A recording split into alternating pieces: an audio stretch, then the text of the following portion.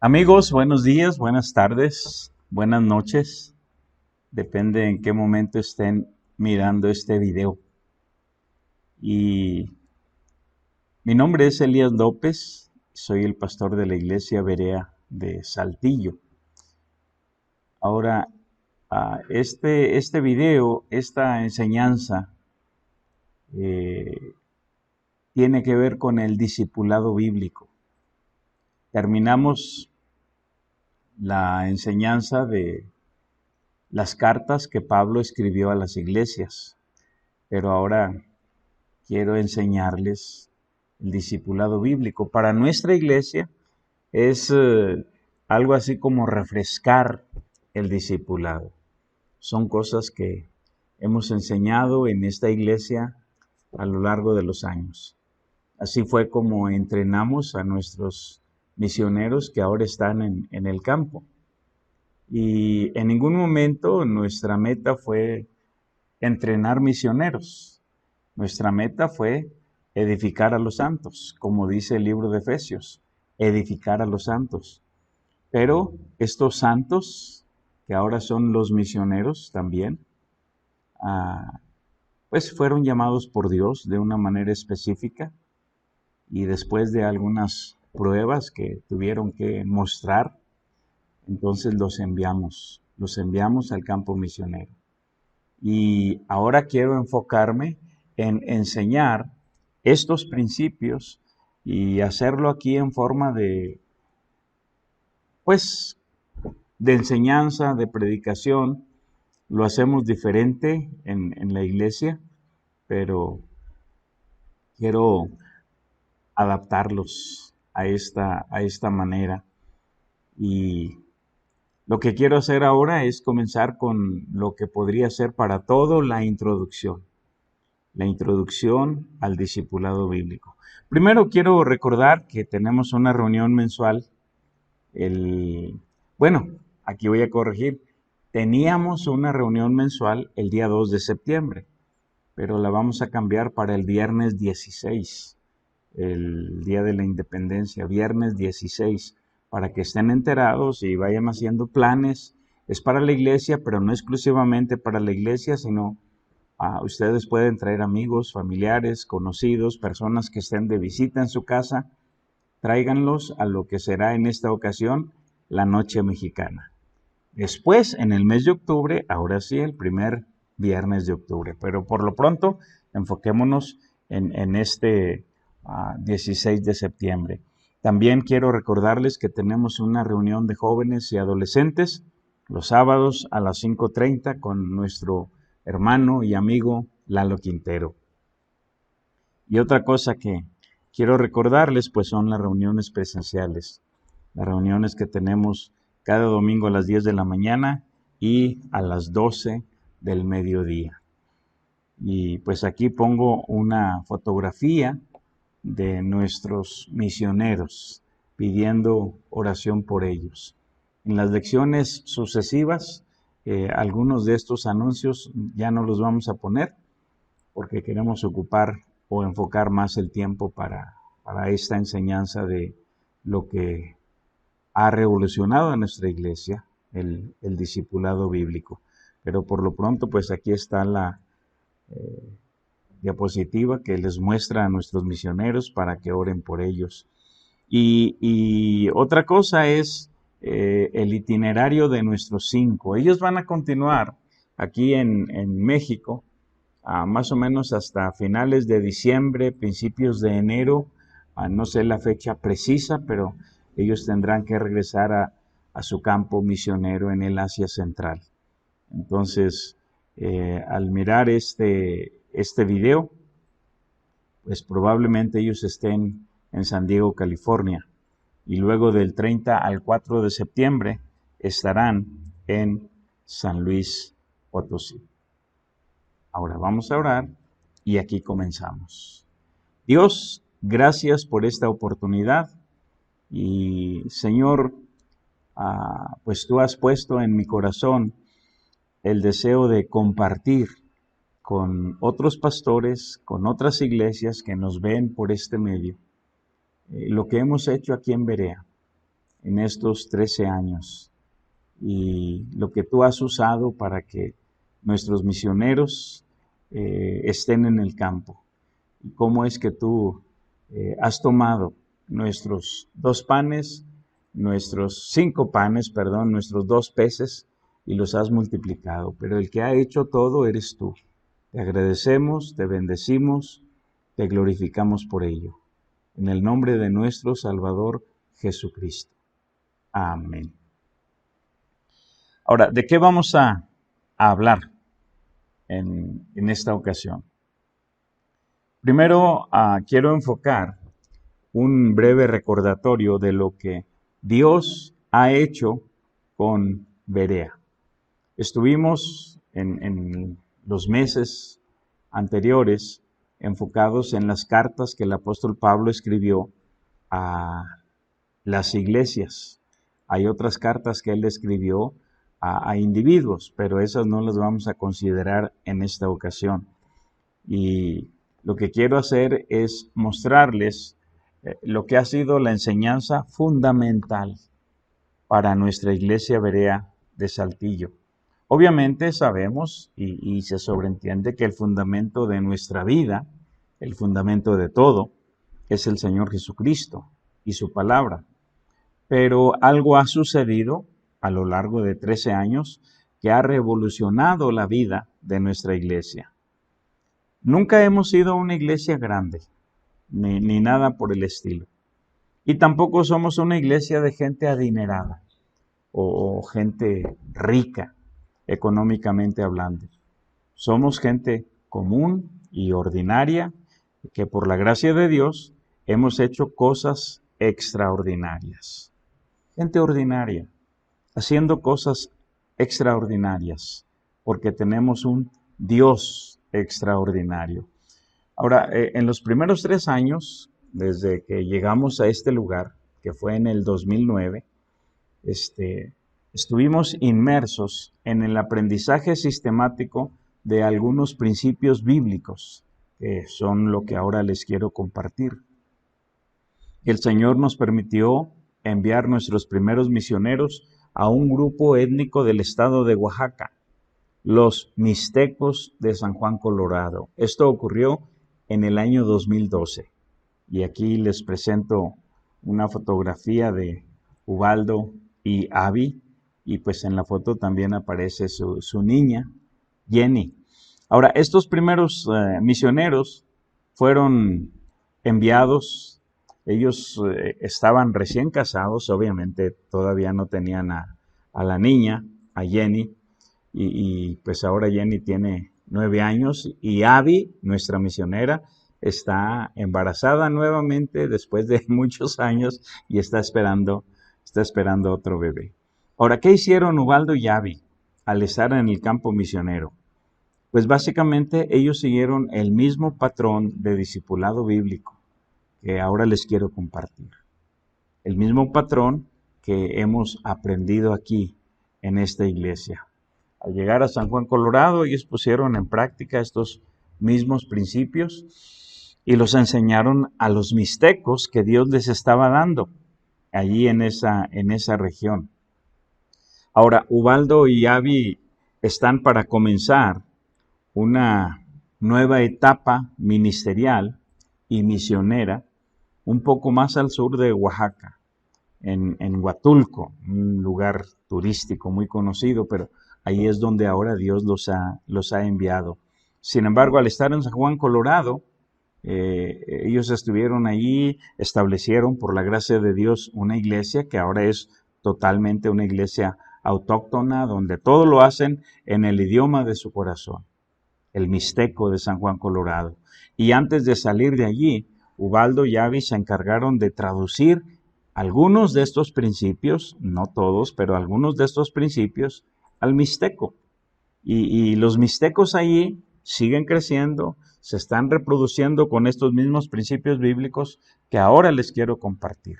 Obviamente hoy solo veremos la introducción, pero así como he usado como referencia a Ubaldo y a Avi, podría decir lo mismo de otros miembros de nuestra iglesia que fueron entrenados de la misma manera y luego fueron enviados como misioneros al estado de Aguascalientes, a Guerrero, a Jalisco, a Yucatán. Y por la gracia de nuestro Dios, pues ahora también tenemos presencia en el Asia Central, por medio de nuestros 7. Siempre decíamos nuestros 5 porque fue la primera familia que enviamos al extranjero, al Asia Central. Pero luego enviamos un matrimonio más y ahora tenemos 7 en aquel lugar. O sea que literalmente hemos llegado hasta lo último de la tierra. Ahora, quiero enfocar su atención a 4 principios para tener éxito en el ministerio. 4 principios para tener éxito en el ministerio. Y son estos. Tenemos que enfocar el cimiento, el manantial, de dónde nace todo, el fundamento. Tenemos que enfocar una comisión, un mandato, el único mandato que tenemos en la gran comisión, y vamos a estar leyendo el pasaje en Mateo 28. Tenemos que enfocar un camino, o sea, una manera de hacer las cosas, una forma de hacer las cosas. Y tenemos que enfocar una consecuencia. Y esto nos lleva a entender que se trata de una medida. ¿Cómo se mide el éxito en el ministerio?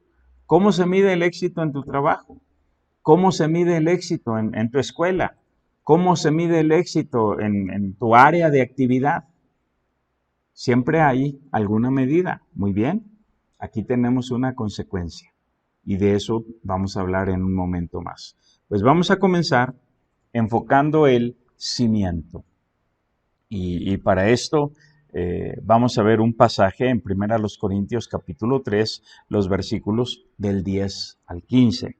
Y antes de leer el pasaje, preguntémonos brevemente qué son los cimientos. ¿Qué son los cimientos? Los cimientos son el fundamento que sostiene una estructura, un edificio. Son la base que sostiene la estructura. Puede ser una casa, puede ser un edificio. El cimiento es lo que apoya una construcción. Cada parte de un edificio depende de una buena cimentación. Si no hay un buen cimiento, si no hay un buen fundamento, todo lo que construyamos se va a caer. Todo lo que construyamos se va a caer. Puede ser un edificio, puede ser una vida, puede ser un matrimonio, puede ser una familia, puede ser una iglesia.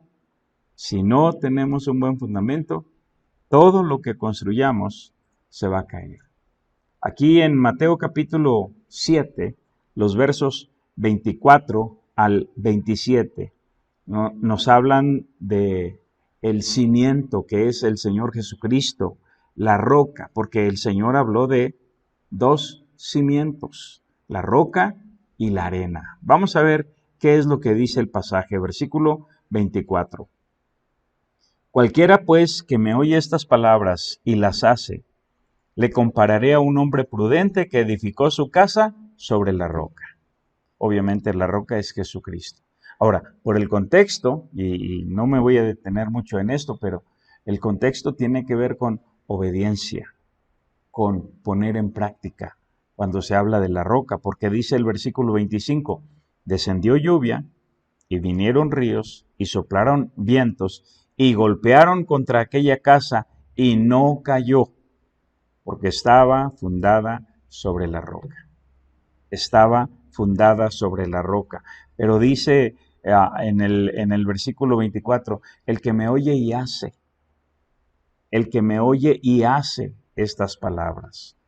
Entonces, es muy interesante no solamente considerar lo físico de un buen cimiento, un buen fundamento, sino el sentido figurado.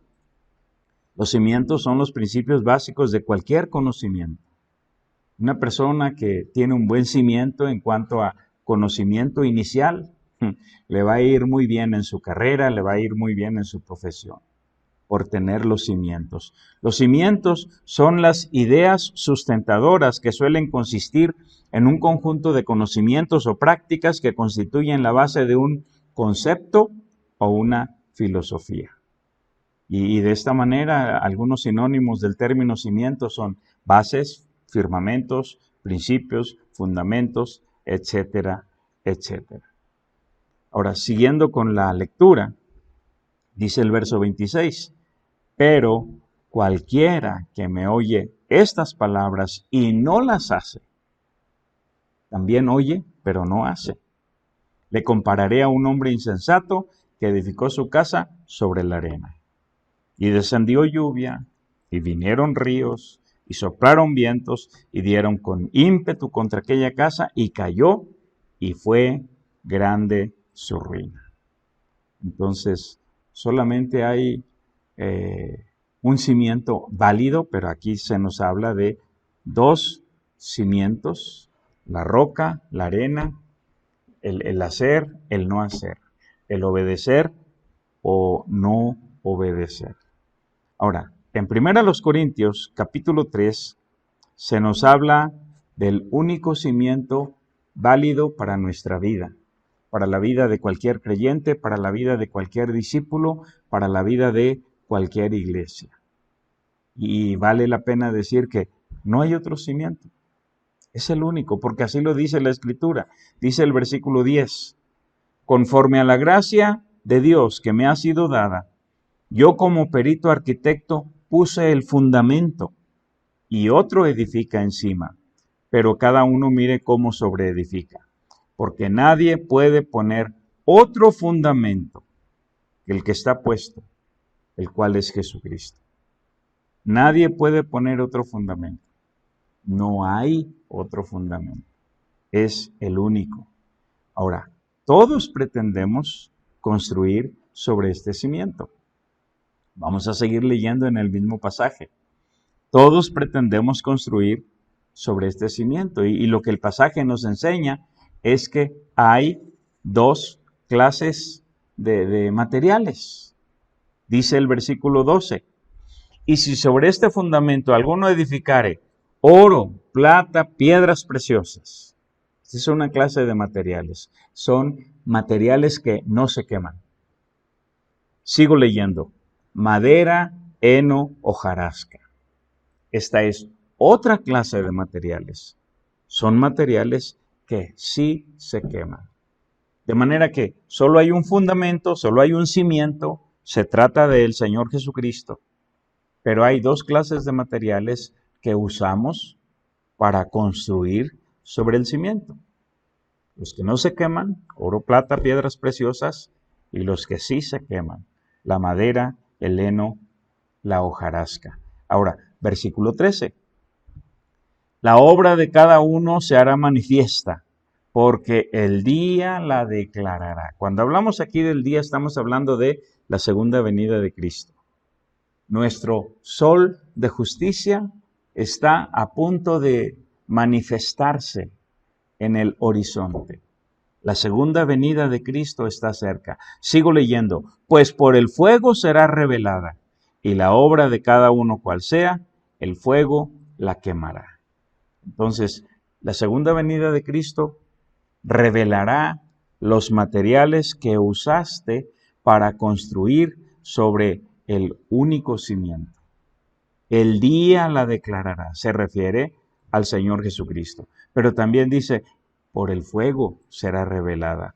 Porque acá en 2 Tesalonicenses capítulo 1, los versículos 7 y 8, nos dicen que la venida de Cristo será con recompensa y con fuego también.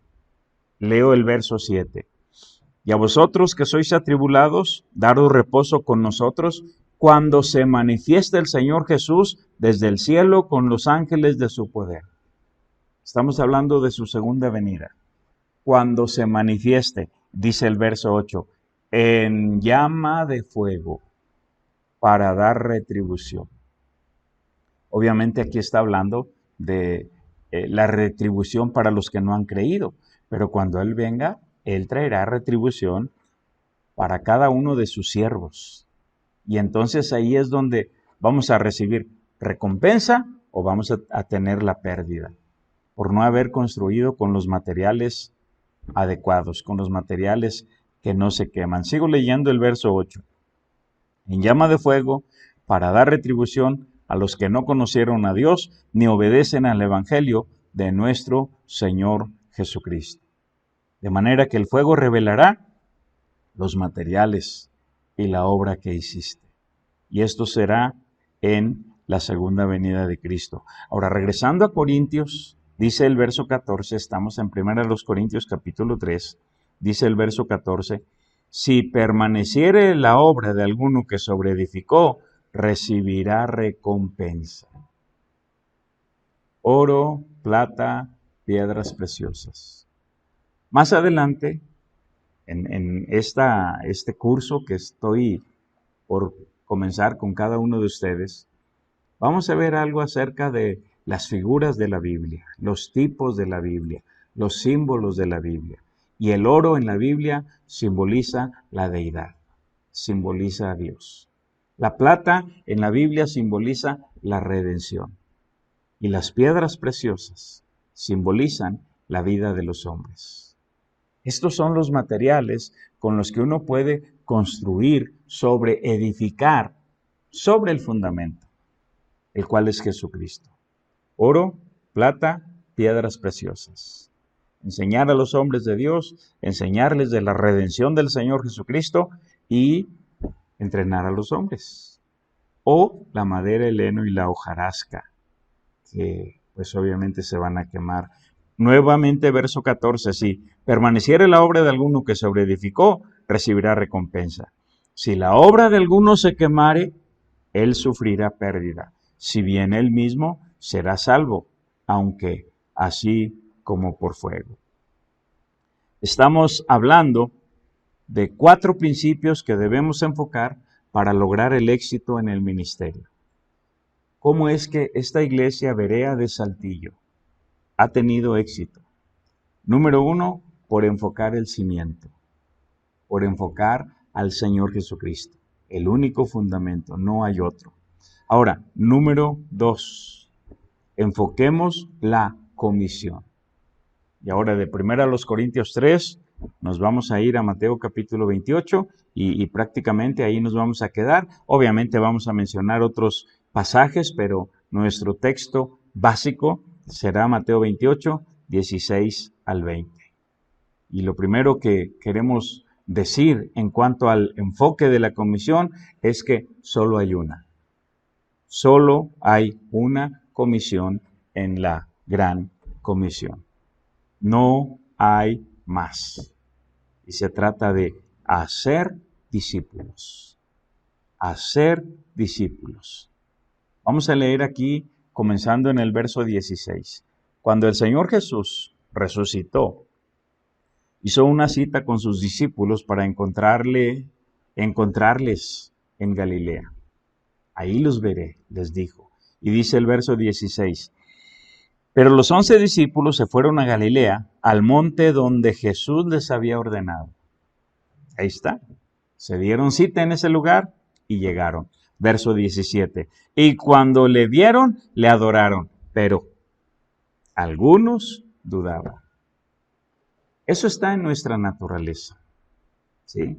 La duda, siempre la espinita de la duda. Cuando Jesús iba sobre el mar, ahí está Pedro. Si eres tú, manda que yo camine sobre el agua. Ven. Y Pedro lo hizo. Siempre lo criticamos porque se estaba ahogando, pero ninguno de nosotros ha caminado sobre el agua como Pedro. Sin embargo, al quitar su vista del Señor, viendo las olas y el mar embravecido, comenzó a hundirse. Y ese es nuestro problema. Le adoraron, pero algunos dudaban. O sea, el Señor les había entrenado por 3 años y medio.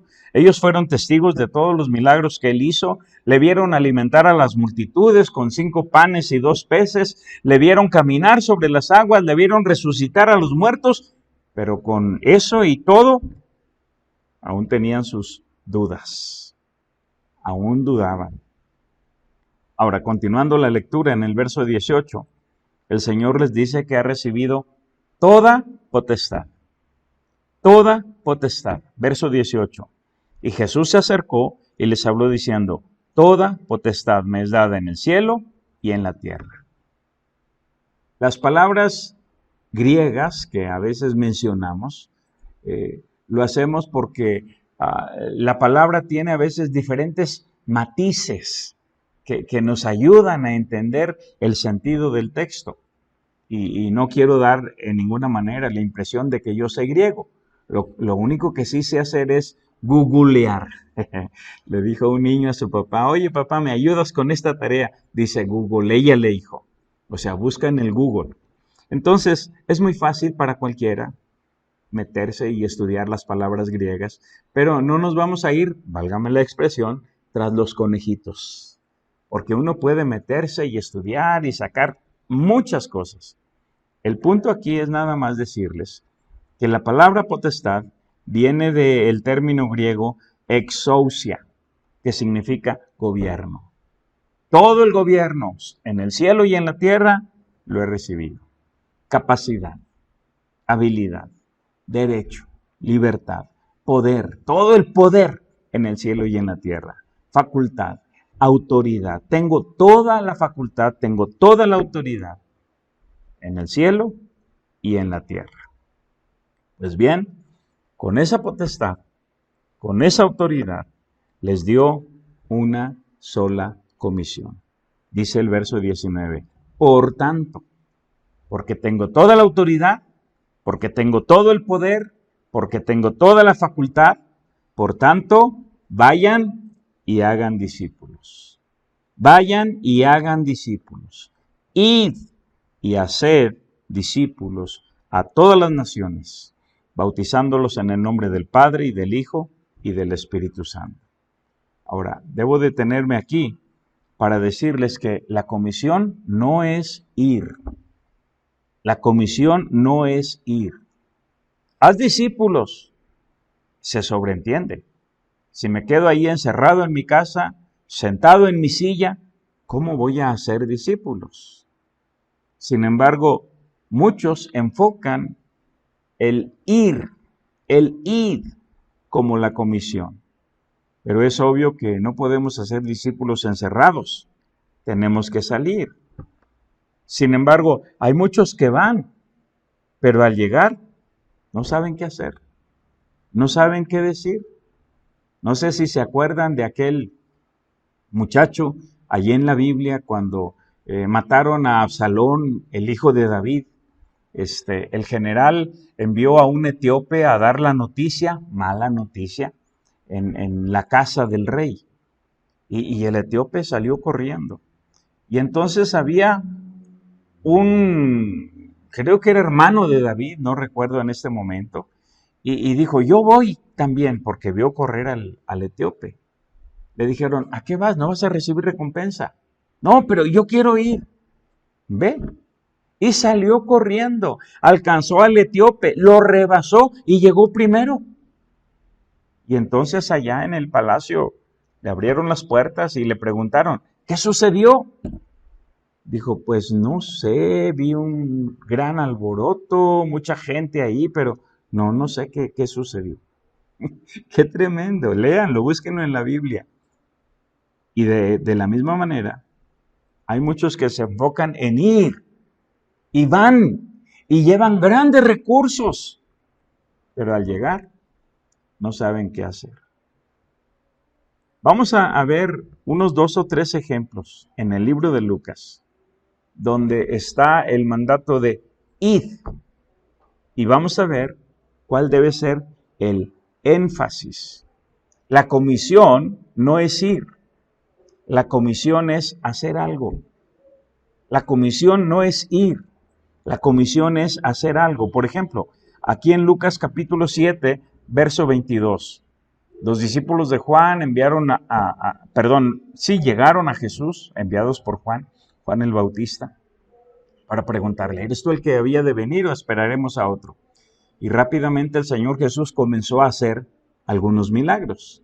Y entonces les dijo estas palabras de Lucas 7:22. Y respondiendo Jesús, les dijo, id y haced saber a Juan. La comisión no era ir, la comisión era hacer algo. Vayan y háganle saber a Juan lo que han visto, lo que han oído.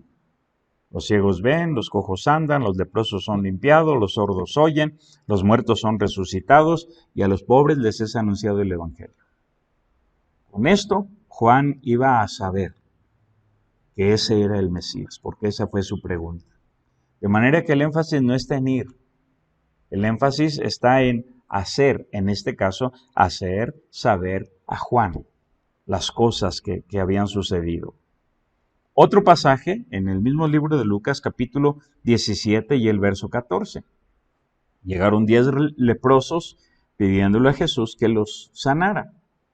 Y entonces, en el verso 14, dice, cuando él los vio a estos 10 leprosos, les dijo, id, mostraos a los sacerdotes. Mostraos a los sacerdotes. La comisión no es ir. La comisión es hacer algo. Vayan y muéstrense a los sacerdotes.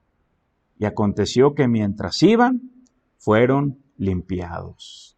Un ejemplo más en el capítulo 22, Lucas capítulo 22 y el verso 8. La última semana de la pasión de Jesús y es necesario tomar la Pascua con sus discípulos. Entonces, dice en el verso 8, y Jesús envió a Pedro y a Juan diciendo, id y preparadnos la Pascua para que la comamos. La comisión no es ir, la comisión es hacer algo. Vayan y preparen la Pascua. Y lo mismo sucede allí en Mateo capítulo 28. Id y haced discípulos. Id y haced discípulos. La comisión no es ir, la comisión es hacer discípulos.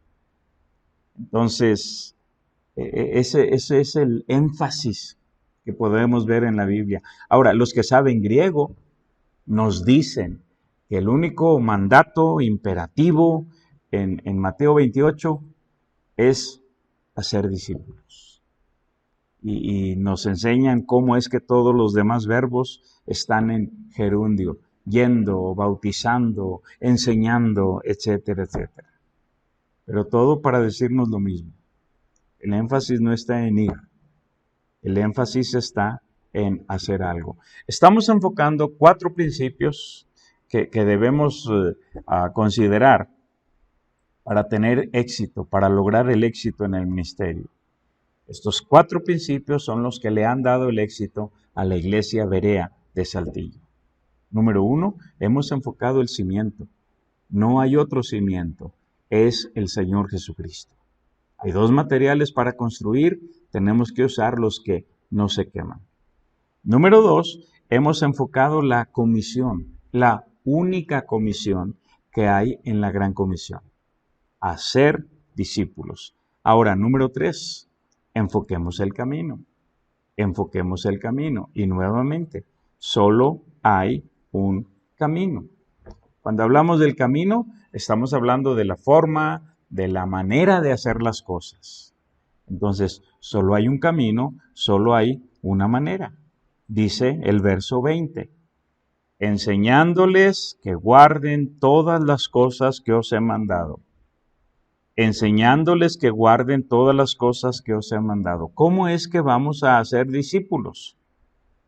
Vamos a enseñar a nuestros discípulos que guarden los mandamientos del Señor Jesús.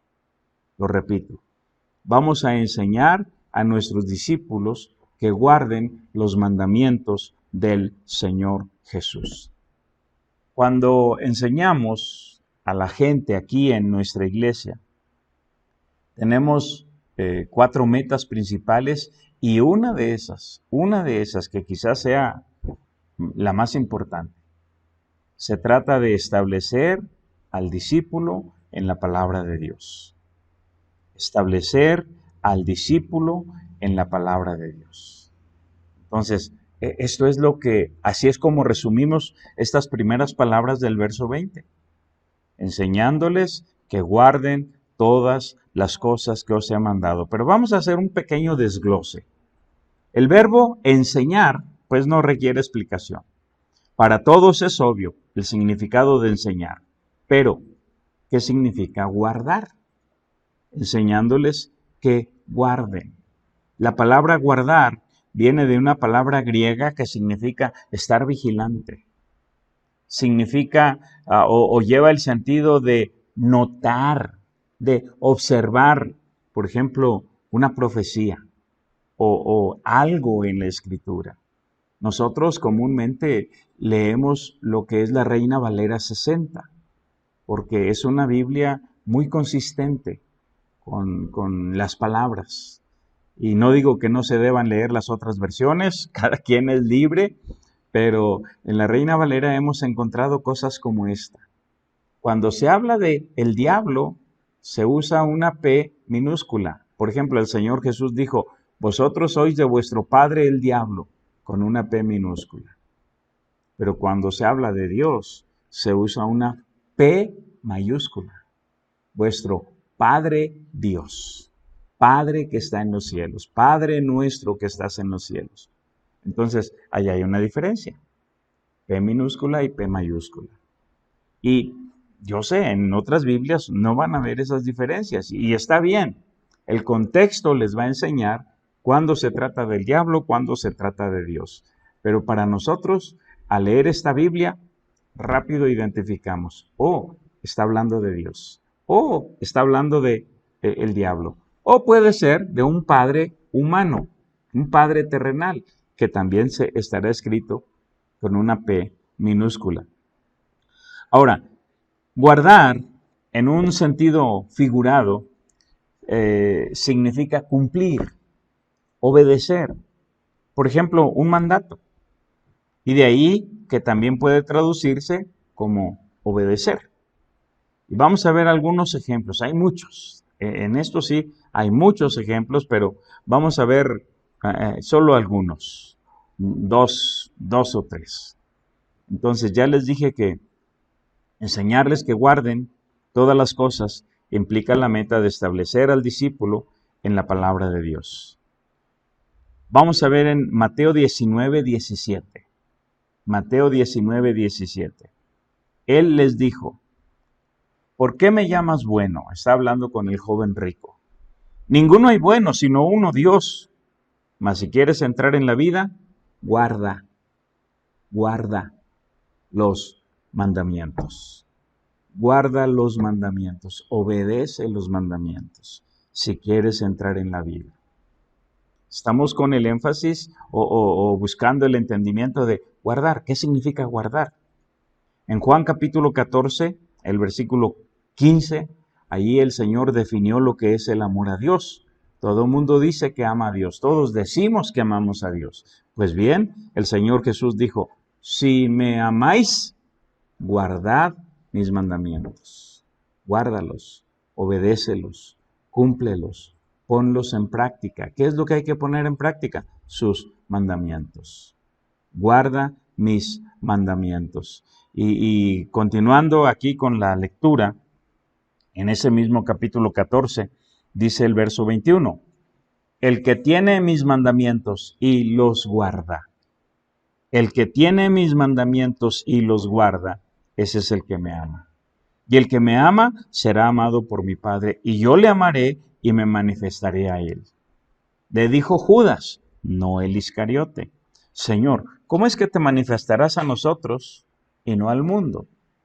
O sea, ¿cómo es que nosotros podremos verte, pero el mundo no?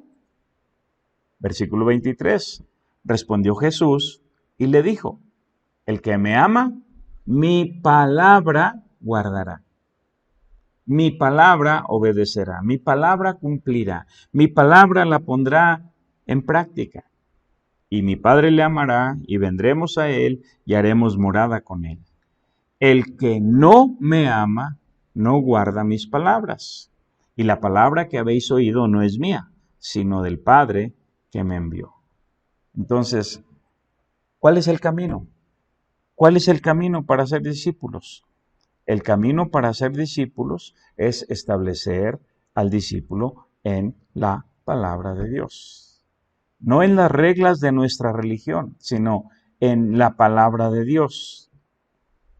Dice nuevamente Mateo 28:20, enseñándoles que guarden todas las cosas que os he mandado. Ahora aquí surge la pregunta: ¿qué es lo que debemos guardar? Dice aquí, las cosas que os he mandado. Claro, todas las cosas, ¿sí? Todas las cosas que el Señor Jesús ha mandado. Pero quiero hacerles notar que no se trata de guardar u obedecer cualquier cosa.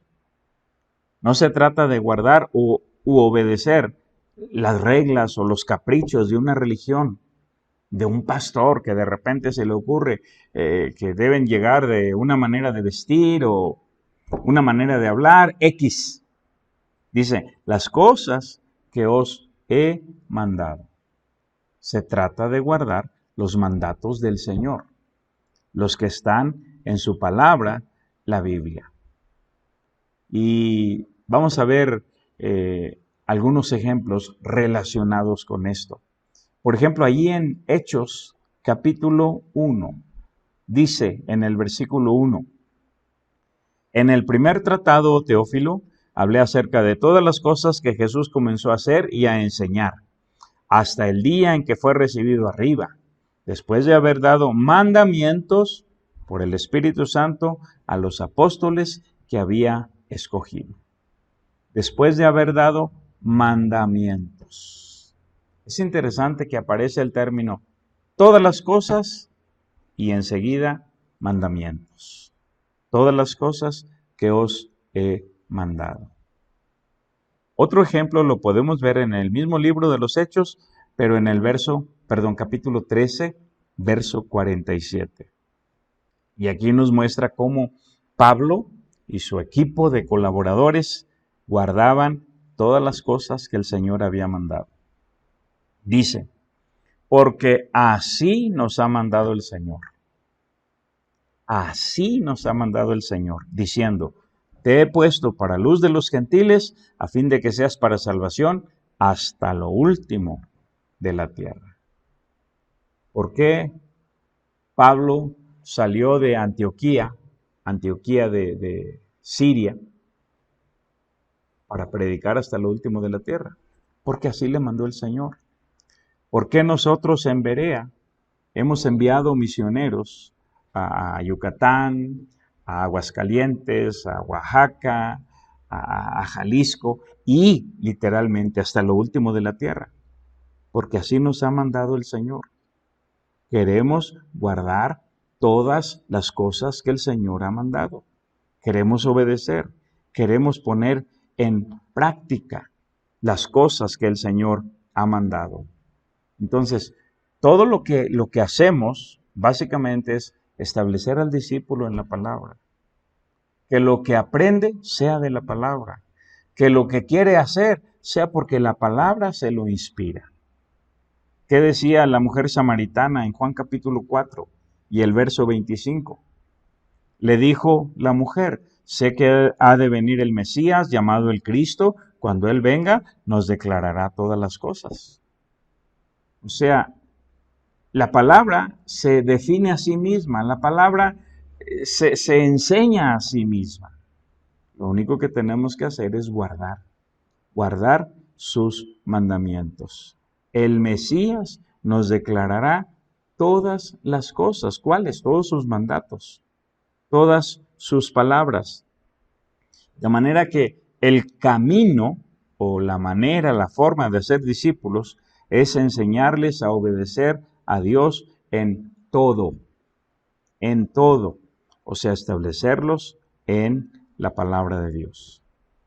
Estoy tratando de mostrarles una introducción al discipulado bíblico con esta enseñanza, pero a la misma vez, esto es lo que le ha dado éxito a la iglesia Berea de Saltillo, enfocando 4 cosas. Número 1, enfocamos el cimiento, el único cimiento, no hay otro, el Señor Jesucristo. Y sobre ese cimiento edificamos. Solo hay 2 materiales para edificar. Número 2, enfocamos la comisión, la única comisión, no hay otra comisión, hacer discípulos. Número 3, enfocamos el camino. No hay otro camino. El camino es establecer al discípulo en la palabra de Dios, enseñándoles a obedecer a Dios en todo, enseñándoles que guarden todas las cosas que el Señor ha mandado. Queremos establecerlos en la palabra para que ellos mismos descubran qué son las cosas que el Señor ha mandado. Y ahora, en cuarto y último lugar, enfoquemos la consecuencia. Enfoquemos la consecuencia. Y lo primero que quiero decirles es que no es una condición, es una promesa. No es una condición, es una promesa. ¿Qué hizo el Señor Jesús en Mateo 18? Ponderó su autoridad. Dijo, toda potestad me es dada. ¿Qué hizo en el verso 19? Les señaló el alcance de la única comisión. Hacer discípulos. ¿Hasta dónde, Señor? A todas las naciones. Hasta lo último de la tierra, a todas las naciones. ¿Y qué ha hecho aquí en el verso 20? Primero, les señala el camino o la manera de cumplir la comisión, la manera de hacer discípulos, enseñándoles que guarden todas las cosas que os he mandado.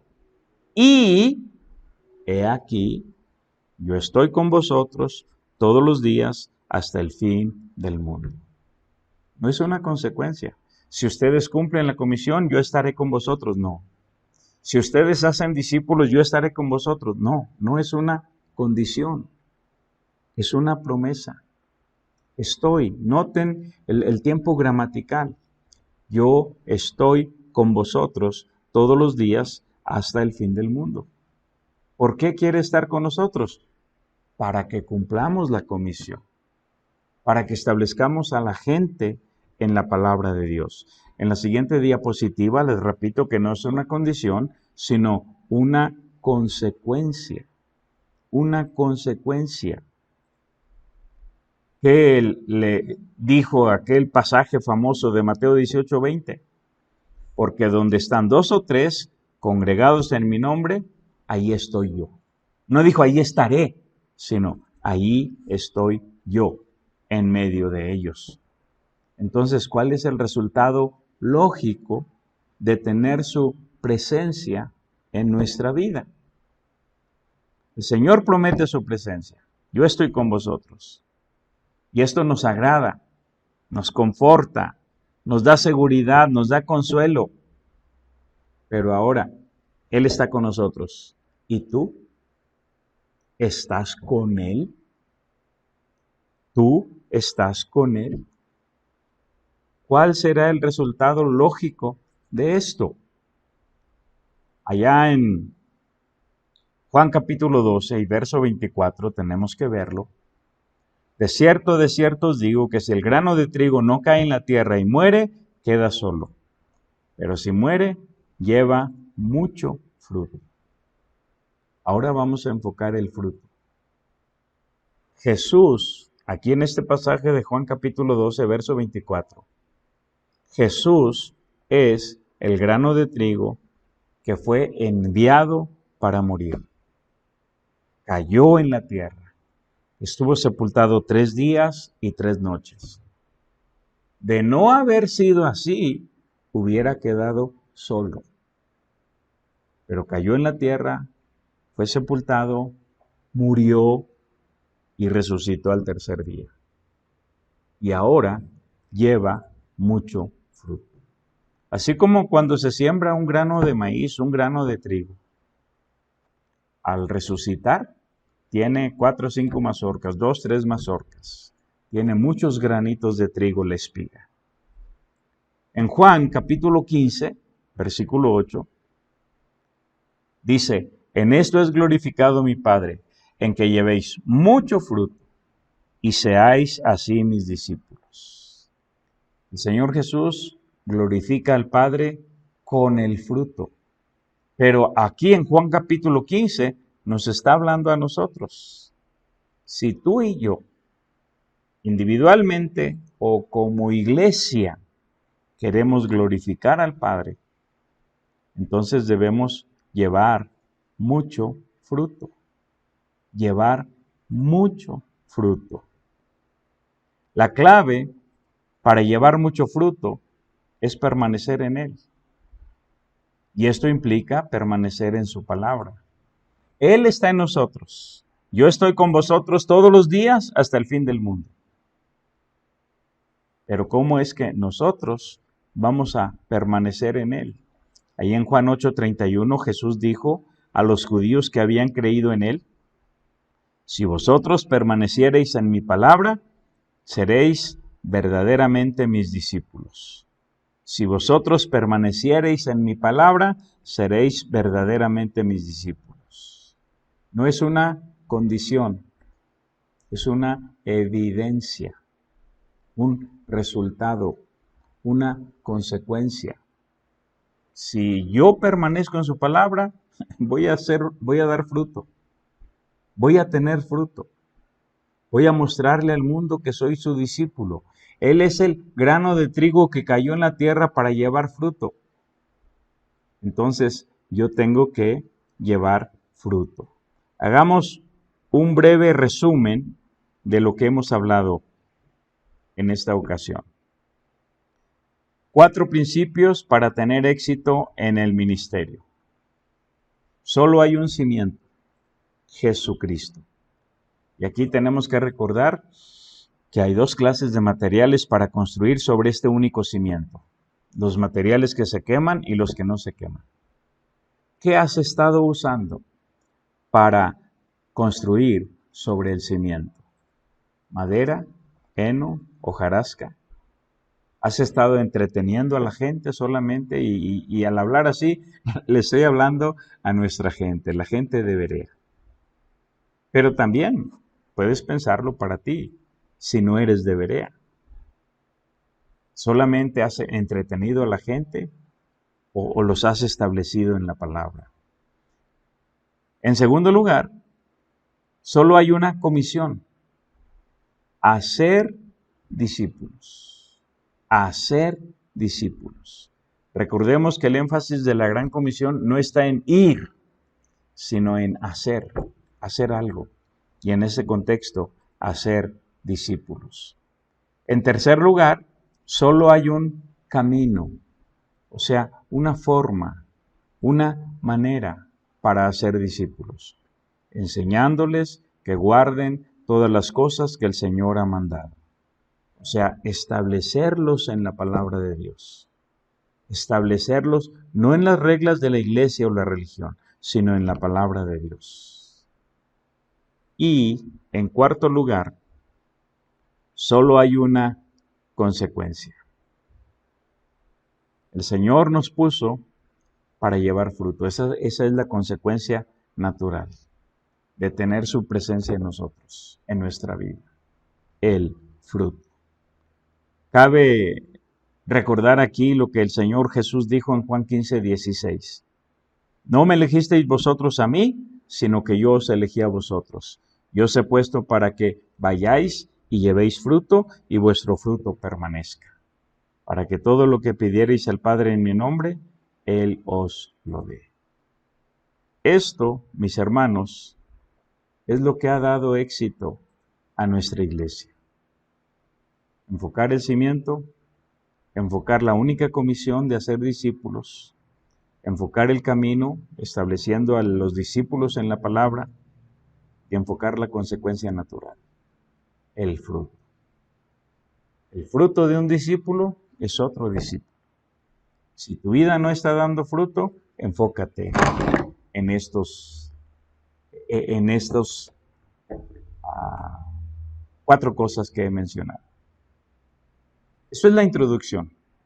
Entonces, poco a poco, vamos a ir enseñando lo que ha sido la manera sistemática de enseñar y entrenar a nuestra iglesia para que podamos llegar hasta lo último de la tierra. ¿Te interesa?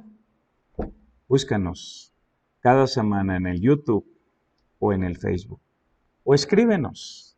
Ahí siempre que digo mi nombre, aparece nuestro número telefónico.